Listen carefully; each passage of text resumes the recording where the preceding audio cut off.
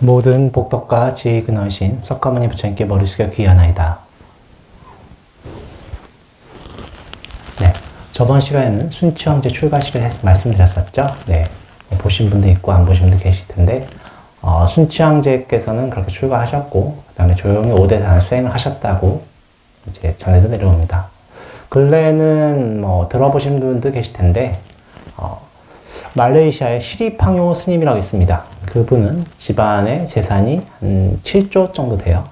7조 정도 되시는 분인데 그분께서도 자기 아버지의 재산을 물려받지 않고 출가를 하셨습니다. 제가 그분을 원래 그 시리팡요 스님을 그 전에 어떻게 알았냐면 초기 불교의 그 빠리따 숫다라고 해서 보호경 한 개, 염송한 게 있습니다.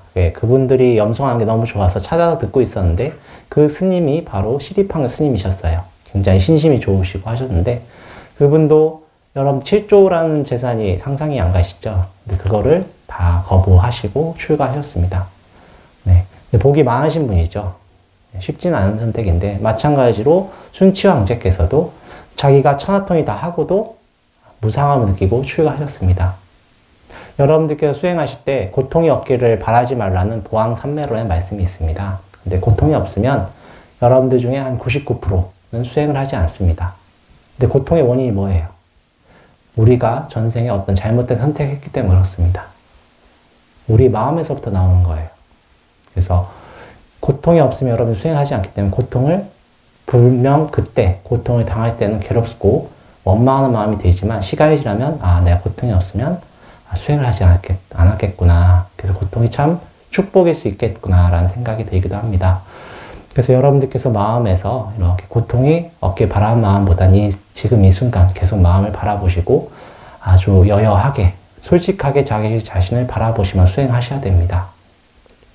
그것들이 되지 않으면 여러분들께서 불교를 믿을 때 결국 의지하는 마음으로 가게 되고 의지하는 마음이 되면은 부처님의 말씀의 가르침인 자기 자신의 스스로의 부처님을 찾을 수가 없어요. 자, 오늘은 다시 이제 한 권을 빨리 경전 나갈 것입니다. 그래서 그 전까지는 이제 제가 저번 시간까지는 12연기의 그 연장선으로 다 말씀을 드렸었어요. 그래서 12연기는 굳이 할 필요는 없을 것 같아요. 그래서 오늘은 어디 가냐면 이제 8가지 바른 길 8정도에 대해서 말씀드릴 것입니다. 216쪽입니다. 자, 여러분들께서도 아시겠지만 부처님께서 말씀하신 것은 연기의 가르침입니다. 근데 연기의 가르침 모든 걸 설명할 수가 있죠. 근데 연기라고 할 때 그 제일 중요한 것은 연기의 가르침이 뭐냐면 절대적인 것이 없다는 거예요. 여러분들이 보는 것은 절대적인 것이 없다. 근데 그것들은 여러분들이 지금 이 세계에 모두 다 절대적인 것이 있다라고 생각하고 살고 있기 때문에 그거에 의지하게 살고 있는 사람들한테 처음부터 무아, 공을 말하면 사람들이 못 받아들입니다. 허무주의에 빠져버릴 위험도 있고 그래서 어떻게 하면 수행을 해서 열반에 도달할 수 있는가 완전한 무아의 가르침에 도달할 수 있는가에 대해서 부처님께서 8가지로 정리를 하셨습니다. 그것이 8정도예요. 이 8정도는 8가지가 같이 가는 것입니다. 여러분들께서 아시겠지만 이 세상에서 스스로 존재하는 것이 없듯이 여러분들 행동하는 이 규범 같은 8정도가 하나가 따로 존재하는 것이 아니에요. 같이 돌아가는 것입니다. 그래서 저번에 한번 그 말씀을 드렸긴 했어요. 8정도에 대해서 말씀드렸기 때문에 그래서 한 번 더 다시 하면서 여러분께 그것을 설명드리는 게 나을 것 같습니다. 자, 216쪽 한번 같이 읽어보겠습니다. 이와 같이 나는 들었다. 어느 때 부처님은 사와띠의 기원정사에 계셨다. 부처님은 제자들에게 이와 같이 가르치셨다. 그들에게 8가지 거룩한 길에 대하여 그것을 분석해 보이겠다. 무엇이 8가지의 거룩한 길인가? 그것은 바른 견해, 바른 생각, 바른 말, 바른 행동, 바른 생활수단, 바른 정진, 바른 마음 챙김, 바른 집중이다. 무엇이 바른 견해인가? 괴로움에 대하여 알고, 괴로움의 근원을 알고, 괴로움의 소멸을 알고, 괴로움의 소멸에 이르는 길에 대하여 아는 것이다. 잠깐 끊겠습니다. 자, 먼저 첫 번째는 정견이죠. 바른 견해. 정견입니다. 사실 모든 것은 이 바른 견해에서부터 시작을 하는 거예요. 자, 여기서는 부처님께서 뭐라고 하셨습니까? 고짐멸도를 말씀드렸습니다. 고통과, 고통의 원인과, 고통의 소멸과, 고통의 소멸에 이르는 방법. 그래서 고, 그리고 집, 도입니다. 기본적인 거죠. 고통이 있기 때문에 여러분들이 수행을 하시는 거예요. 자, 고통이 있기 때문에. 아까 시리팡요 스님이나 그리고 순치형제들도 고통이 있죠. 사실 모든 분들이 뭐 그런 말이 있습니다. 뭐 돈이면 모든 게 해결된다. 근데 그런 게 아니에요. 한번 돈을 벌어보시라고 해야 되긴 합니다. 왜냐하면 돈을 못 벌어오신 분들한테 돈이 무상한 말하면 말이 안 되죠. 그분들한테는 어떤 논리적으로 설명이 안 됩니다. 그래서 돈을 다 벌어보면 돈만을 해결한다는 그 허망함이 있어요. 그래서 다 해보셔야 돼요. 돈을 다 벌어보신 분은 그 집안에서 뭐가 필요합니까? 또 명예욕이 일어나죠. 그래서 안 되겠다. 내 자식은 꼭 고위직 공무원 시켜야 되겠다 해서 고위직 공무원 시키는데 또 그래도 뭔가 허망하죠. 그 다음에 이제 수행을 하시는 것입니다. 쉽지 않아요. 그래서 여러분들 이 자리에 계신 분들은 바로 이제 부처님의 수행을 하실 수 있는 인연이 됐지 않습니까? 참 복을 받으신 것입니다. 한국도 정신적으로 이제 수행하려고 하는 게 이 50년 그 6.25 전쟁이 끝나고 나서부터 정말 빠르게 성장을 했죠. 전 세계에서 이렇게 성장한 나라가 없습니다. 그 성장함에 있어서 여러 가지 많은 국민들의 희생이 있었죠. 뭐 좋은 지도자가 있었다고 하지만 아무리 좋은 지도자라고 해도 독불장군 될 수가 없어요. 그 밑에 훌륭한 국민들이 있었기 때문인데, 근데 그 국민들이 성장하면서 유일한 목적이 뭐였습니까? 물질적인 만족이죠. 그래서 삼시세끼 해결한다. 근데 삼시세끼 해결 지금 충분히 됐죠. 근데 그거 가지고 안 되지 않습니까? 그래서 더욱더 뭔가 추구하게 되는데 그 가운데서 인간 소외가 일어나게 되고, 그렇게 해서 요새 들어서 명상에 대해서 많은 관심을 갖습니다. 거기에 종교색을 빼고 말하지만 그러니까 부처님의 가르침이 빠진 명상은 잠깐은 행복할 수 있지만 답은 아닙니다. 하지만 그것마저도 그래도 훌륭합니다. 명상 시작한다는 것은 자기 자신을 볼 수 있다는 것 때문에. 자, 그런데 어떻게 해야 바른 명상이 되는가? 바른 견해가 있어야 되는 거예요. 자, 고진멸들 말씀하셨지만 부처님께서는 이것은 이제 유견이라고 해서 이제 기본적인 거예요. 여러분들은 다 어떤 있는 세계 다 있지 않습니까? 책상도 있고 나도 있고 다 있지 않습니까? 그런 분들한테는 고통이라는 것이 가장 중요하니까 그거에 대해서 말씀하신 거예요.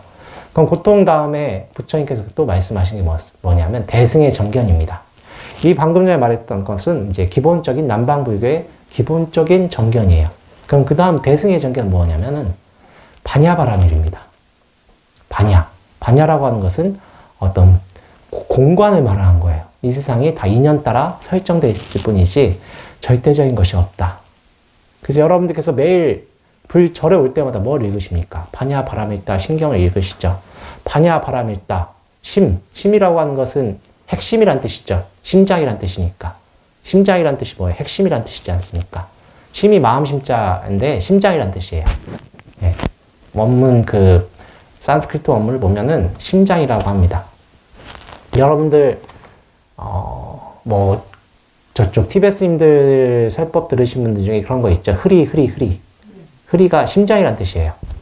네, 심장. 네.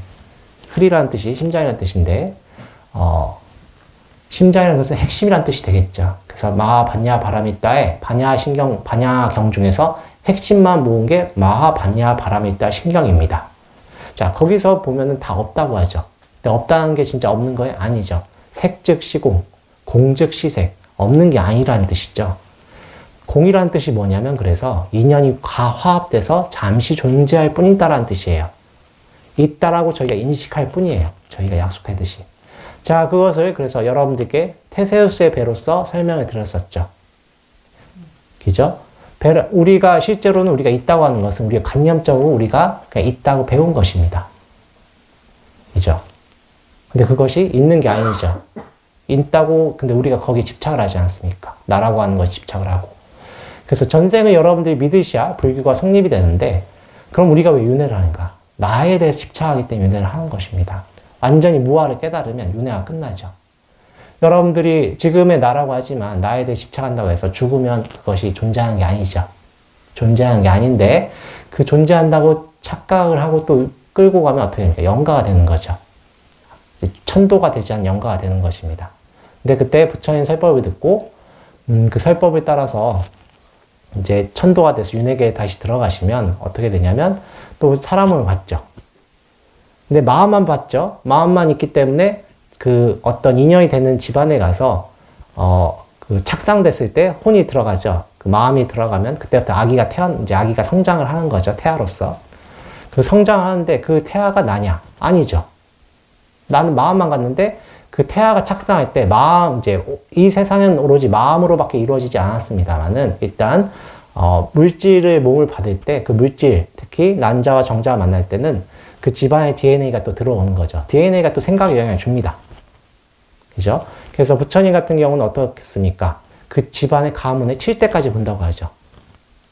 네. 살생을 업을 하고 그러면은 그 DNA가 그 영향을 받습니다. 좋은 직업을 안 갖고 그러면 영향을 받는 거예요. 그래서 칠 때까지 본다고 하신 그런 것 때문인데 그 생각, 그 집안에 태어날 때 그 집안의 생각도 영향을 받습니다. 그럼 그것이 또 나인가? 아니죠. 또 성장하면서 여러분들 지금 한국에서 태어나 있잖아요.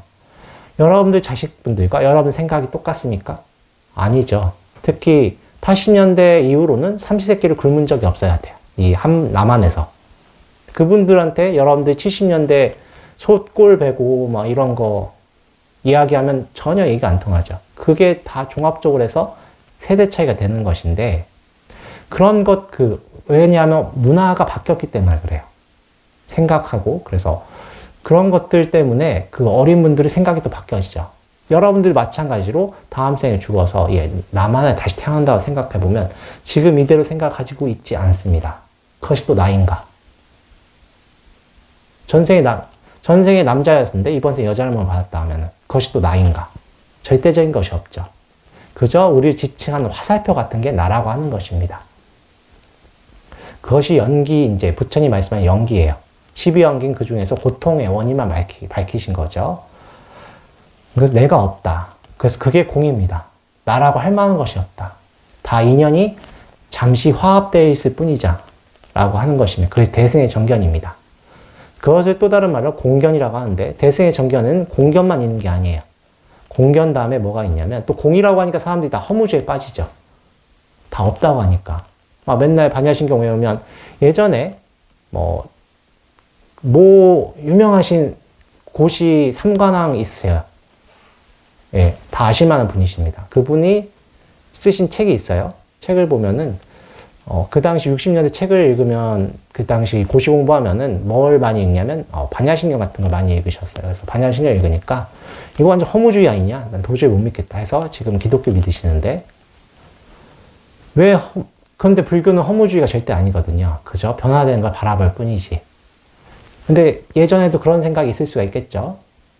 그래서 공견 다음에 뭐가 나오냐면 중도견이라고 해서 이 모든 것들이 다 진여 불성뿐이다. 이것이 마지막에 우리 대승의 정견입니다. 그래서 이 두 개, 공견과 중도견이 합쳐진 걸 진공묘유라. 진짜 공은 묘하게 있다. 라고 하는 것입니다. 없지는 않다. 그래서 저희 연불선 하시는 분들 어떻게 해야 돼요? 다 붙여다. 아미타불이 서방정토에 계시다고 생각하면 안 되죠. 물론 자력과 타력이 있지는 않습니다. 우리 자력과 타력이라는 것도 누가 정한 거예요? 우리의 개인적 견해로 정한 거잖아요. 그것이 없지는 않은데 근데 궁극적으로 처음부터 정확히 이해를 하지 않으면 수행을 할 수가 없죠. 그래서 팔정도 중에 첫 번째가 뭡니까? 정견이 중요한 거예요. 그래서 자타가 원래 있지는 않으나 처음부터 밖에 뭐가 있다고 생각하면 거기에 매달리게 되고 나의 완전함을 찾을 생각하지 않게 됩니다. 하지만 우리 조선시대 때까지만 해도 그런 교학적으로 가르쳐질 여력이 없죠. 한문이라고 하는 글자는 제대로 보려면 10년 정도 공부를 해야 됩니다. 한문을 제대로 보려면. 근데 농사 짓기 바쁘잖아요, 예전에는. 그렇죠? 보릿고개도 지내야 되고 여러분들 농사 좀 지어보시면 텃밭 하나 가꾸는 것도 굉장히 힘듭니다. 노력이 굉장히 많이 들어가요. 손도 많이 들어가고. 근데 예전에는 비료가 있습니까? 아니죠. 비료도 없죠. 그리고 종자가 씨앗 이삭이 많이 맺는 종자가 개량된 것도 아니죠. 그리고 이양법이라고 해서 모내기 하기 전에 모를 키워가지고 모내기 하는 그런 것도 조선 후기 때 도입이 돼요. 그럼 그 쌀을 그냥 뿌리는 거예요. 그러면 그게 생산량이 많겠습니까? 많지 않겠죠. 그럼 일하느라 너무 바빠요. 잉여 생산물이 나오지 않으면 문화가 발달할 수가 없습니다. 먹는 문제가 그렇게 굉장히 중요한 거예요. 근데 그것이 해결이 되지 않은 분들한테 10년 동안 한문 공부하라고 하면 그게 되겠습니까? 그래서 그분들한테는 어쩔 수 없이 아미타불. 왜냐하면 우리 인간의 마음에는 어떤 무서운 거, 절대적인 거, 힘 있는 거에 의지하고 싶은 마음이 있어요. 내 안에 완전함이 있지만 뭔가 힘 있는 거에 의지하려고 하는 마음이 있죠. 그래서 아미타불이 이제 타력신앙으로서 자력이 아니라 타력, 외적인 존재로서 그냥 부처님, 그 스님들께 설명해 주셨습니다. 그래서 그런데 그것마저도 굉장히 큰 힘이 돼요. 특히 노비층들이나 이런 분들은 예전 신라 때나 고려 때까지만 해도 하층민들은 법당에 들어올 수가 없었어요. 그럼 어떻게 부처님 친견합니까? 절 앞마당에 보면 연못이 있죠. 연못에 비친 부처님을 보고 가는 거예요. 근데 부처님 가르침에 안 맞죠. 그래서 불교가 과부를 받은 것입니다. 부처님 가르침은 평등의 세계인데 계급을 나눠버리니까. 물론 그 스님들도 어쩔 수 없는 게 있죠. 왜냐하면 그 왕권과 상류층의 지지를 얻지 않으면 그 종교 유지가 안 되니까 그런 것도 있습니다만, 하지만 부처님은 법이 아니니까 결국 쇠퇴할 수밖에 없는 것입니다. 그래서 정견이 중요한 거예요. 하지만 지금 여러분들은 그런 정견을 받아들일 수 있는 교육을 다 받으셨지 않습니까? 그래서 어떻게 해야 되냐? 첫 번째는 고집멸도를 이해하셔야 되는데, 고집멸도가 고통의 원인이 제가 12연결에서 뭐라고 했습니까? 무명이라고 했죠. 우리가 몰라서 그래요. 그럼 무명이 타파하기 위해서는 수행을 해야 되는데, 그래서 그것은 대승에서는 그걸 직접적으로 말하죠. 공이다. 그리고 공인데 완전히 없는 것이 아니다. 실상이 또 있다. 그래서 진공유유다. 라고 이해를 하셔야 됩니다. 그래서 다 부처님인데 아직 성불하지 못한 게 누구예요? 내 마음이 아직 성불이 안 됐다. 그럼 어떻게 해야 되겠어요? 수행을 하셔야 됩니다. 내 마음도, 자, 여러분들이 반야신경 외울 때 무명이 있다고 해요? 없다고 해요? 무명이라고 하죠. 무명도 원래 없습니다. 그래서 그것을 믿고 가시는 거예요. 그래서 여러분들이 수행하실 때는 내가 부처인데 아직 완전히 깨닫지를 못했다라고 이해를 하시고 가야 됩니다. 그래서 정견, 대승의 정견은 다시 정리해드리자면 고집멸도. 자, 이거는 소승이라고 하는데 요새는 소승이란 말을 쓰진 않아요. 이제 부처님이 이제 이건 유견이라고 하겠습니다. 유견은 정견 중에 첫 번째 유견은 고집멸도입니다. 이것도 좋아요. 고집멸도고, 두 번째 이제 공견. 예, 공견입니다. 이 세상에 다 공하다. 자성이 없다는 뜻이에요. 영원히 존재하는 것이 있는 게 아니다라고 하는 게 공견입니다. 세 번째는 이제 중도견. 중도실상입니다. 이 세상은 다 오로지 진여불성뿐이다. 이게 정견입니다. 근데 다 연결이 돼 있어요. 우리가 실상을 실상이라 보지 못하니까 어떻게 되는 거예요? 고통이 계속 일어나는 거예요. 나는 따로 존재해. 나는 따로 존재하니까 네가 죽든 말든 상관없어. 근데 어떻게 돼요? 궁극적으로 극단적으로 봅시다. 독불장군 존재할 수가 없죠. 그죠? 하층민들 일을 하지 않으면 귀족층이 유지가 안 되잖아요. 예. 그래서 잘해줘야 되는 거예요. 복지정책이 솔직히 말씀드리면 그 상류층에서 복지정책 왜 만들었냐면은 그 밑에 하층민이 일을 안 하려고 하니까 만들어주는 거예요. 다 도망가 버리고. 뭐 자비심이 있는 게 아닙니다. 막 처음 시작은. 근데 그 중에 이 역사적으로 봤을 때 여러분들 아시겠지만 상류층에서 자기 스스로 권력을 놓은 적은 거의 없어요. 밑에서부터 그냥 혁명이 일어났기 때문에 바뀌어지는 것입니다. 근데 그 권력을 잡은 또 하층민 중에 권력을 잡은 사람이 나오죠. 그분들이 근데 권력을 놓습니까? 이양을 해요? 그런 경우도 거의 없어요. 권력 잡은 사람도 그걸 유지하려고 노력을 합니다. 예. 또 권력을, 근데 실제로 그 중에 이제 권력을 자기가 잡은 걸 놓으려고 하는 분들도 또 주위에 있는 사람들이 그 사람을 제거해가지고 다시 권력을 공고히 하죠. 근데 그것들이 결국 어떻게 됩니까? 아상에서 나온 거죠. 내가 영원히 존재하고 싶은 마음. 내 아바타 같은 내 자식들이 그걸 이해해야 된다. 근데 그건 정견이 아니죠. 결국 그래서 어떻게 고통이 다시 일어나는 것입니다. 그래서 예전 귀족층들은 어떻게 합니까? 무지렁이 같은 우리 하층민들한테 정보를 공유를 안 하려고 하죠. 그래서 글자를 어렵게 만들어요. 그래서 세종대왕님 대단하신 것입니다. 문자를 굉장히 쉽게 만들었고, 뭐 여담입니다. 영어도 원래 라틴어처럼 어려웠어요. 왜냐하면 로마 귀족들이 만드는 게 브리타니카 그 영국 섬이었잖아요. 그럼 누가 그 영어를 쉽게 만들었냐? 앵글로색슨 바이킹들이 왔죠. 야망이잖아요. 야, 오늘 너무 힘드니까 단순하게 해. 해가지고 영어가 정말 쉬워졌습니다. 고맙죠? 네, 고마운 거예요. 너무, 지금도 영어 힘들지만 그분도 아니었으면 여성형이 있고 남성형이 있어요, 명사가. 그리고 격이 또 막 네 가지가 나옵니다. 그러면 머리 아프겠죠? 근데 그 영어가 쉬워졌기 때문에 전 세계적으로 정보가 공유되기가 쉬운 거예요. 언어가 쉬운 거죠. 자, 그럼 제가 왜 이 말을 했냐? 부처님이 설법하실 때 어떤 말씀을 쓰셨습니까? 대중의 언어를 썼죠. 어려운 말 쓰면 안 됩니다. 그래서 여러분들께서 오늘 이해하실 건 꼭 대승의 정견 이해하셔야 돼요. 어렵지 않죠? 다 부처다. 이것마저도 부처예요. 무생물마저도. 그래서 그걸 꼭 이해하셔야 됩니다. 중생의 개념이라고 하는 것이 여러분들이 이제 불교대학을 다니는 시간 하시면 중생의 개념은 엄밀히는 생각을 하는 존재, 유정이라고 합니다. 근데 우리 후기 불교에서는 이 무생물마저도 다 불성이 있다고 말을 해요. 그래서 산에 있는 불성이 뭡니까? 산신이 되는 것이고 나무에 있는 불성은 뭡니까? 목신이 되는 것입니다. 그것들을 꼭 이해하셔야 대승의 정견을 갖게 되는 것입니다. 그거에 이해 안 되면 여러분들이 그 다음에 나갈 수가 없어요. 대승의 정견에서부터 나온 게 뭐예요? 바로 문사수입니다. 문. 듣는 거죠. 예. 이제 요새는 책을 읽는 거겠죠? 그다음 이해를 해야 돼요. 생각사자. 사고를 해야 되는 것입니다. 그다음 수행을 해야 됩니다. 아까 큰 스님, 청자화자 큰 스님 설법을 봤는데 그런 말씀 하시더라. 원래 있던 말입니다. 정법은 500년 간다고 하고 상법, 흉내내는 법은 1000년 간다고 했어요. 이제 말법은 10,000년 간다고 나옵니다. 근데 그것들 아마 들어보셨을 거예요. 네, 들어보셨을 것인데 상법 시대에는 형상만 있는 거예요. 흉내만 내는 거예요. 수행을 하지 않아. 그래서 요새는 어떻습니까?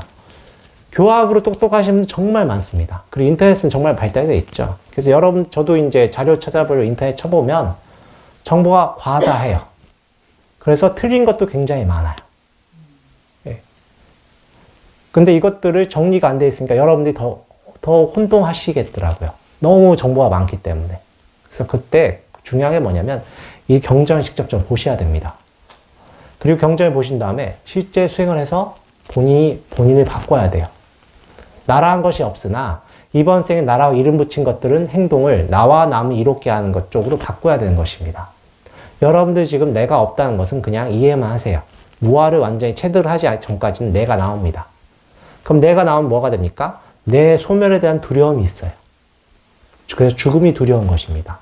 네. 하지만 죽는다고 해서 끝나는 게 아니죠. 그 마음에 다 기록이 돼가지고 다음 생에 또 인연 받는 곳에 갑니다. 그러면 또 과보를 받겠죠. 그래서 요새 분들 중에 제가 어제 오랜만에 진짜 몇십 년 만에 통화했던 지인이 있는데 그분이 그러더라고요. 불교에서 윤회를 인도 철학이 있던 거지 원래 니네 게 아니지 않아? 그러더라고요. 아닙니다. 불교에 원래 윤회가 있어요. 부처님이 그걸 정확히 보시잖아요. 윤회를. 몇백 생을 보시고.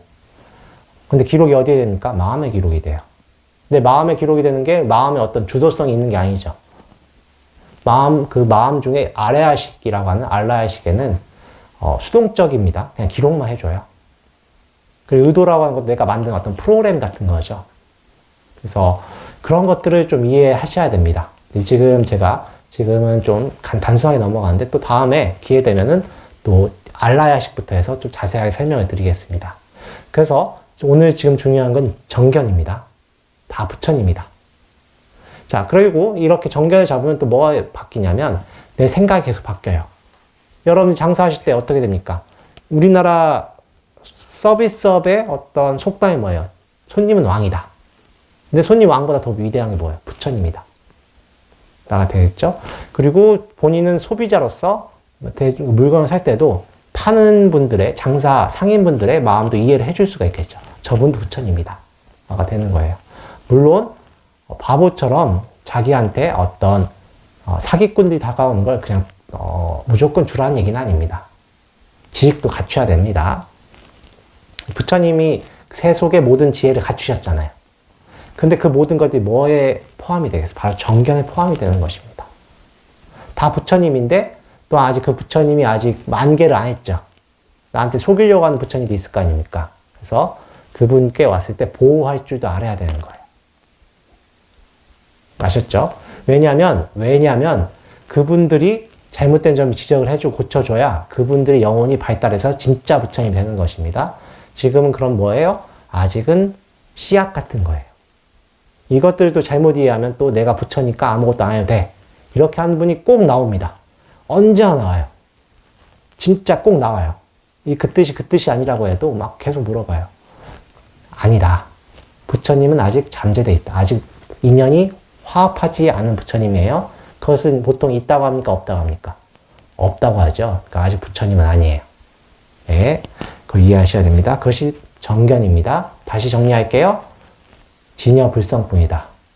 아셨죠? 다 부처님이다. 그걸 꼭 이해하셔야 됩니다. 그게 저 연불선의 또 시작이기도 합니다. 자, 혹시 이해 안 되시는 거 있으신 분? 너무 어렵습니까? 이게 굉장히 중요한 개념입니다. 네. 이해되셨죠? 네. 자, 그 다음에 두 번째입니다. 그 정견이 잡혀야 생각을 할 수가 있겠죠? 생각이 당연히 어떤 견해가 잡혀야지 견해 없이 어떻게 생각할 수 있겠어요. 그래서 그 다음이 두 번째. 바른 생각이 나오는 것입니다. 여기서부터는 제가 그냥 읽으면서 말을 하겠습니다. 어려운 내용은 아니니까. 바른 생각이 보통 정사유라고 하죠. 사유할 수 있는 것입니다. 이제 사유할 때는 정견이 잡혀야 내가 행동할 때도 이런 행동하면 안 되지. 이렇게 생각하면 안 되지라고 할 수 있는 거예요. 정사유가 되는 것이고 그 다음 세 번째는 바른 말이죠. 정어라고 하죠. 정어. 이제 그래서 정어할 때는 이제 저희가 정어라고 하는 것은 여러분들이 천수경 하면서 매일 합니다. 뭐 망어중재 금이참에 하잖아요. 망어, 기어, 양어 이런 거 하지. 악어라고 해서 다 하는데 그 망어라는 게 뭐냐면 거짓말이죠. 이제 기어는 이제 기만하려는 말. 이제 내가 더 우월하다 이러고 양어는 이제 여기서 이 소리 하고 저기서 딴 소리 하는 거예요. 이제 양어죠. 그거 말한 거예요. 그런 걸 하지 않는 것입니다. 네. 근데 여러분들 사회생활 하시고 어울려 하시면 그렇게 됩니다. 뒤에서 뒷담화라고 하죠. 뒷담화하는 거 굉장히 안 좋잖아요. 예, 사회생활 하시면 그게 정말 안 좋은 걸 알거든요. 언젠가 걸리게 되고 이렇게 돌아서 와요. 자기한테. 그죠? 그런 것들. 그래서 사회생활 하시면 저절로 지켜집니다. 근데 혹시 안 되시면 지금부터라도 바꾸시면 됩니다. 이미 지나간 거 어쩔 수 없으니까. 그것이 정어가 되는 것이고 이제 그 다음 네 번째가 뭡니까? 이제 정업이죠. 이제 바른 행동하는 거예요. 이제 자기 이제 바른 행동할 때 어떻게 되겠어요? 신구의 삼업을 할 때 이제 행동을 할 때 남의 행동을 하면서 생명을 해치면 안 되죠. 그런 것들이 다 포함됩니다. 그래서 저희가 도둑질하지 않고 살생중재 금이 참여하면서 생명 죽이지 않고 도둑질하지 않고 그다음 뭐였죠? 살생중재 금이 투도 그리고 뭐 질투하지 않고 그런 게 다 포함이 되는 훔치지 않고 다 포함이 되는 거예요. 자. 그리고 그 다음에 삿대음행 같은 것도 당연히 이제 요새 분들은 교육을 받으셨기 때문에 이건 다 됩니다. 뭐 안 하면 어떻게 돼요?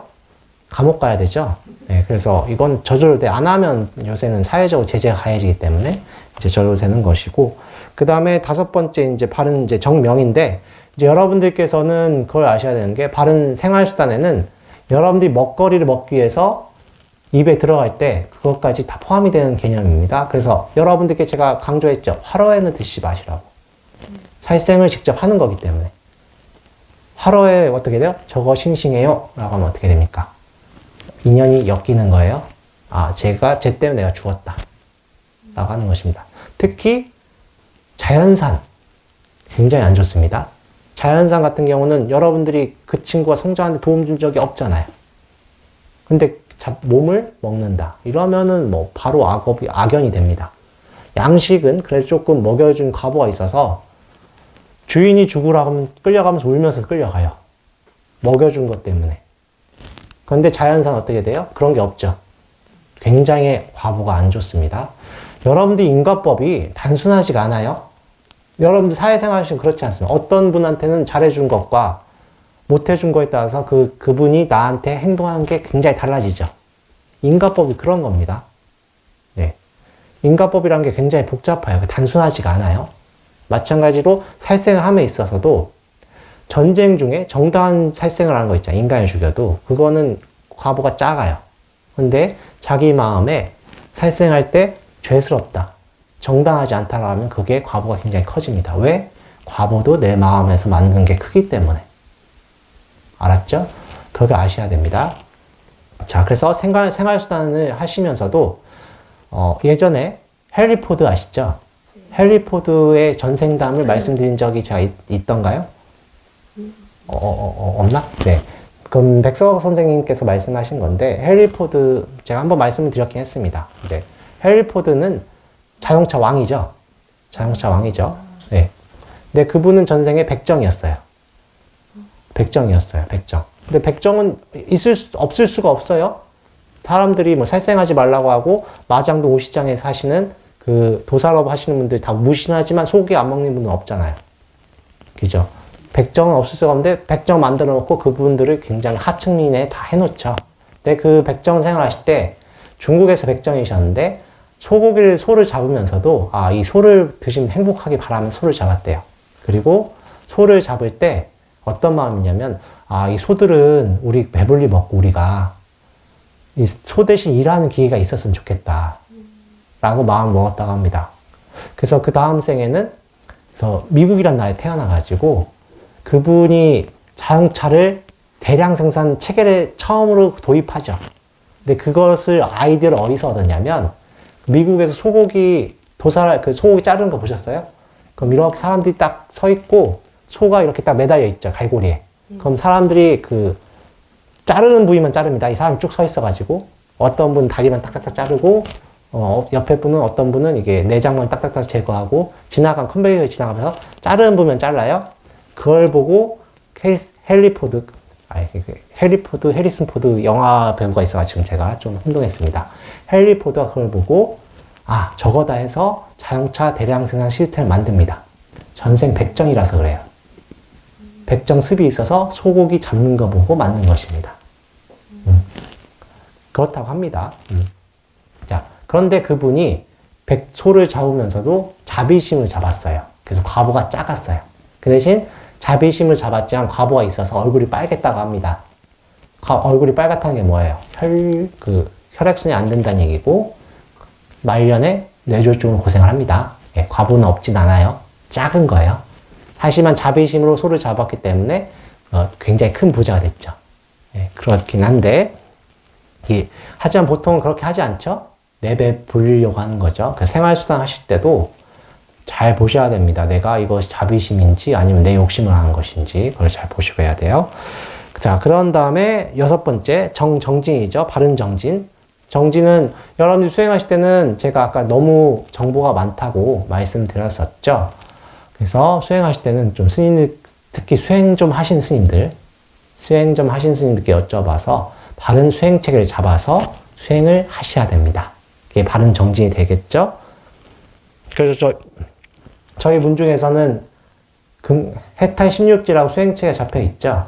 수행을 하시면서 현상 같은 걸 보시면서 수행을 잘 하시면 됩니다. 이 수행 체계는 7번째 바른 마음 챙김까지 포함된 개념입니다. 바른 마음 챙김 사띠라고 하죠. 스무리띠, 산스크리트 스무리띠에서 왔습니다. 그런데 이 사띠라는 뜻 자체는 기억한다 뜻이에요. 사띠라는 뜻 자체가 기억한다 이게 뜻 쓰인 적은 없습니다만, 부처님께서 쓰인 사띠라는 개념은 좀 굉장히 광범위합니다. 그래서 그 뜻 속에는 마음 챙김, 마음이 챙긴다는 뜻이 뭐예요? 마음이 흐트러지지 않고 내가 마음이 어떻게 돌아가는지 보여야 된다는 뜻이죠. 마음이 챙긴다는 뜻이. 처음에 와닿지 않죠? 번역이. 근데 그 뜻 자체를 보면은 마음이 어떻게 돌아가는지 챙긴다는 뜻이고, 흐트러지지 않게 챙긴다는 뜻이 되겠죠. 그죠? 그래서 마음 챙김 하시면서 가장 기본적인 마음 챙김은 사념처관입니다. 신수, 신법. 신은 몸이란 뜻입니다. 몸은 더럽다. 내 몸은 더럽고 똥 오줌밖에 없다. 라고 내 몸을 챙기는 거예요. 마음을 챙기는 거예요. 왜냐하면 몸에 너무 집착하니까. 몸이 황금 같죠? 여러분들 몸에 생채기 하나 내보세요. 예. 내 친구가 바늘 하나를 날 찔러보세요. 그러면 좋은 소리 안 나오죠. 아무리 친한 친구라고 해도. 근데 그 몸에 집착하는 마음 때문에 계속 윤회하잖아요. 여자분들 제가 인스타그램 말씀 많이 드렸죠. 인스타그램 보면 다 미남 미녀밖에 없어요. 그렇게 태어나고 싶은 거야, 자기가. 예, 그죠? 그래서 보다 보면 그 조작을 좀 잘 못해가지고 막 발이 막 이만한 경우도 있고 막 선이 이렇게 그 마룻바닥 이렇게 휘어진 경우도 있어요. 그래도 그렇게 살고 싶은 거예요.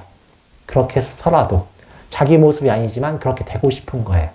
그게 뭐에서부터 온 겁니까? 내 몸에 대한 집착에서 온 겁니다. 그래서 첫 번째 신수신법 중에 신, 몸신. 그 다음 수, 느낌입니다. 그것도 고통이다라고 보는 거예요. 좋다, 싫다, 좋지도 싫지도 않다. 그거에 대해서는 제가 저번 시간에 소가, 가죽이 벗겨진 소의 비유로서 부처님께서 말씀하신 걸 저희 같이 읽었죠.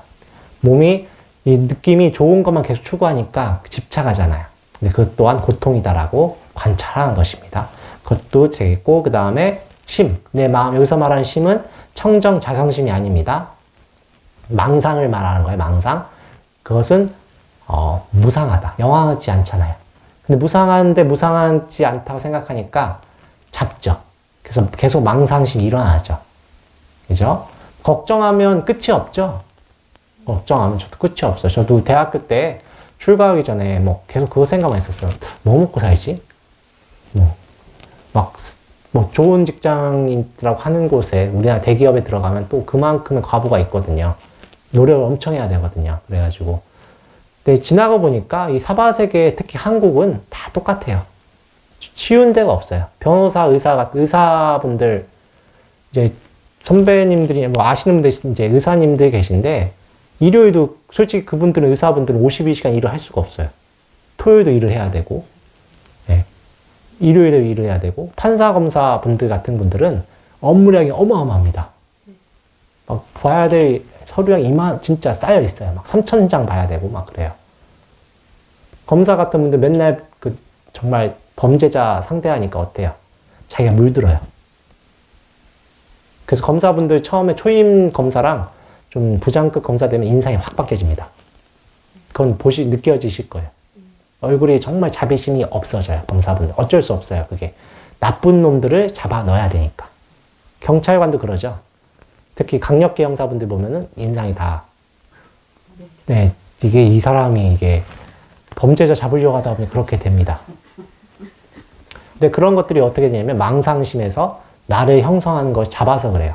그래서 무상한 것을 무상하다 하지 않고 그 인상이 있잖아요. 예를 들어 경찰관이 계속 나쁜 사람 상대하다 보면 그 인상이 남죠. 근데 그걸 바라보면서 잡지 않아야 되는데 잡아버려요, 무의식 중에. 그래서 저희 분 중에서 뭐 어떻게 합니까? 그때 아미타불 해라. 마음 바라보는 대로 바뀌니까 인상이. 그래서 수행을 꼭 해야 되는 것입니다. 그리고 마지막에 법이라고 하는 것은 기억 같은 작용이에요. 이제 마음에 망상심이 일어나기 전에 기억도 있잖아요. 그것도 무상하다. 그건 내가 아니다. 그래서 무아라고 합니다. 그래서 재범무아라고 하죠. 근데 우리 기억 작용을 나라고 생각하죠. 예, 법이라고 하는 것인데 여기서 법이라는 뜻이 불교에서 말하는 법은 굉장히 광범위합니다. 그래서 그때마다 이해를 하셔야 되는데 여기서는 기억작용이라고 이해하시는 게 편할 것 같아요. 꼭 그렇지는 않은데 법이라고 하는 것은 기억작용이다. 그래서 나를 구성하는 것들 중에 기억작용을 할 때 이 또한 내가 아니다라고 꼭 이해하셔야 돼요. 그래서 여러분들 어떻게 합니까? 어린 시절 나. 그걸 기억할 때도 이 또한 흘러 지나갔을 뿐이다. 라고 이해하셔야 돼요. 그럼 집착하지 않겠죠. 그것이 바로 7번째 마음 챙김입니다. 대념처, 사념처라고도 합니다. 이거 사띠에 대해서는 제가 뭐 다음에 기회 되면 좀 자세히 다시 말씀드리겠습니다. 그리고 8번째 바른 집중이에요. 이거는 정의입니다. 삼매죠. 삼매 들어가는 것입니다. 그래서 이 바른 집중하는 것인데 여러분들께서 바른 집중할 때는 바른 집중, 삼매 드셔야 결국 여러분들이 해탈할 수가 있는 것입니다. 근데 여러분들이 이제 이 8가지는 개정의 사막으로 연결이 됩니다. 그런데 여러분들께서 개정의 사막을 닦는 이유가 뭐예요? 수행하려고 하는 거죠. 그래서 계율을 왜 말씀드리냐면 여러분 나쁜 짓 하면 나쁜 짓을 해서 성취를 하잖아요. 내가 괴로워요. 아닐 것 같죠? 아닙니다. 다 기억이 남아요. 저번에 제가 부처님 생애에 부처님을 호위했던 왕들이 많이 계신데 그 중에서 부처님 말년에 후원했던 왕은 아자세 사투르 왕입니다. 근데 그분은 자기 아버지인 빈비사라 왕을 유폐시켜서 굶겨 죽이죠. 근데 자기도 권력욕 때문에 아버지를 제거를 했지만 자기를 낳아준 아버지, 자기한테 잘해준 아버지를 유폐했기 때문에 후회를 했습니다. 그래서 밤에 잠을 못 잤다고 나와요. 아닐 것 같지만 후회를 해요. 마찬가지로 예전에 제가 이렇게 어떤 살인사건을 봤었는데 그분이 유명한 사건이에요. 어머니를 이제 존속살인이죠. 이제 근데 어머니를 죽였어요. 어떤 아들이. 근데 그 아들은 공부를 굉장히 잘했었습니다. 근데 어머니와 아버지께서 그 굉장히 사랑도 없이 결혼하고 아버지는 군인 출신이고 어머니는 그 아버지의 사랑을 못 받으니까 어떻게 돼요? 아들이 성적이 잘 나오길 바라는 마음에 막 쪼았어요. 아버지 그 스트레스 엄청 줬습니다. 근데 아들은 굉장히 심성이 내성적인 아이였어요. 근데 그 형님은 외향적이라서 막 대들고 풀고 나서 열받아서 가출을 했습니다. 형님은. 근데 내성적인 게 쌓이고 쌓이다 폭발해서 결국 어머니를 죽였어요. 근데 그렇게 되면 후회할 것 같습니까? 안 할 것 같습니까? 사람들이 그 아들의 심정을 다 이해한다고 했습니다. 근데 결국 후회하더라고요. 법정에서는. 내가 왜 그랬을까 하면서. 지금 무기형 받아서 있습니다. 그게 바로 계율을 지키는 이유입니다. 후회하는 마음이 있으면 여러분들이 산매에 들 수가 없어요. 남한테 좋은 소리, 싫은 소리 하고 나서 여러분들이 마음이 편할 것 같죠? 안 편합니다. 그래서 계율을 닦으러가는 것입니다. 그래서 정당한 걸 하는 거고, 그 다음에 정은 산매에 들지 않으면 여러분들이 내 마음을 실제로 보기는 쉽지 않아요. 그래서 보통 여러분들 수행하실 때 산매 수행 닦을 먼저 몸을 가만히 있으라고 하죠. 몸이 움직여지면은 여러분 마음도 같이 움직이기 때문에. 그래서 몸을 가만히 두고 그 다음에 편한 자세에 있으면서 마음을 바라보는 것입니다. 그 다음에 해. 여기서는 해가 바로 정견이 되는데 반야바람이 성취하게 되는 것입니다. 처음에는 글자로만 반야바람이 이해하게 되고 그 다음에 여러분들이 수행하시면서 그것이 잡히는 것입니다. 그렇게 하시면 여러분들이 많은 도움이 있겠죠. 그래서 차차 내 행동이 바뀌어집니다. 그래서 여러분들이 신구이 삼업이 기도를 하시다 보면 처음에는 정말 어두웠던 분들도 한 1000일 끝나면 정말 많이 바뀌어요. 얼굴이 굉장히 밝아집니다. 긍정적으로 바뀌고 사람이. 근데 보통은 한 20일이 기도하고 성과를 보려고 하니까 문제가 되는 거예요. 한 1000일을 하셔야 됩니다. 급하면 100일 정도 정말 목숨 걸고 하셔도 되고요. 그렇게 하면 많이 바뀝니다. 이렇게 하셔서 8정도가 다 끝났는데 여러분들께서는 제가 8정도를 계속 설명을 드릴 것입니다. 그래서 8가지 꼭 기억하시고 그 무엇보다 더 중요한 건 뭡니까? 정견. 정견을 꼭 기억하세요. 그렇게 하시면 오늘 설법한 걸 다 얻어가신 것입니다. 오늘 설법 이것으로 끝내겠습니다. 나무 석가모니불, 나무 석가모니불, 나무 시아본사 석가모니불.